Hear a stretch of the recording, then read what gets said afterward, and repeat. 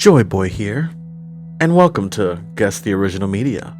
Yeah, this is the first one with a preface, but there's reason for that. This one is a bit much. It is taken directly from a movie, and a lot of the location-specific words have been replaced with location-specific words here in America.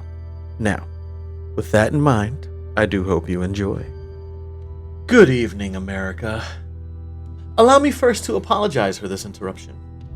I do, like many of you, appreciate the comforts of the everyday routine, the security of the familiar, the tranquility of repetition.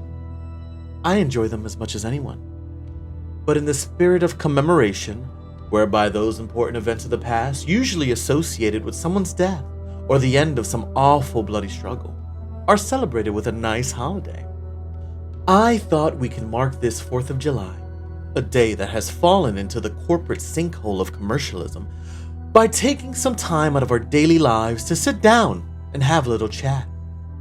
There are, of course, those who do not wish for us to speak.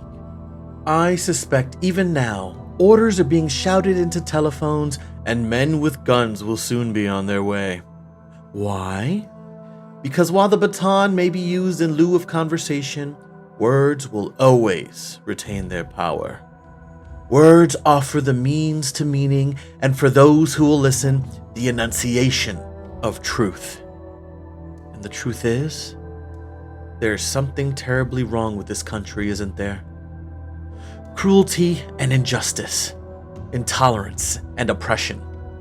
And where once you had the freedom to object, to think and speak as you saw fit, you now have censors and systems of surveillance, coercing your conformity and soliciting your submission. How did this happen? Who's to blame?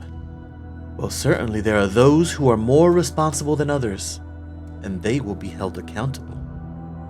But again, truth be told, if you're looking for the guilty, you need only look into a mirror. I know why you did it. I know you were afraid.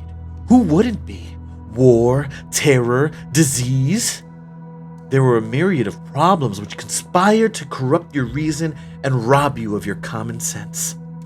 Fear got the best of you, and in your panic you turned to the now High Chancellor. He promised you order. He promised you peace. And all he demanded in return was your silent, obedient consent.